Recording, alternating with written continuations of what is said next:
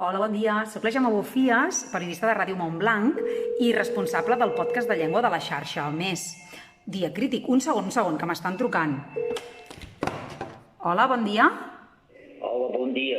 Ui, qui sou? És que estic fent un vídeo per les xarxes socials de carrer Major. Sí, mira, sóc el doctor Llombriu de l'Hospital General de la Llengua. Ostres! D'urgències. Ui, vostè és el col·laborador que havíem de tenir. I com és? Per què volia?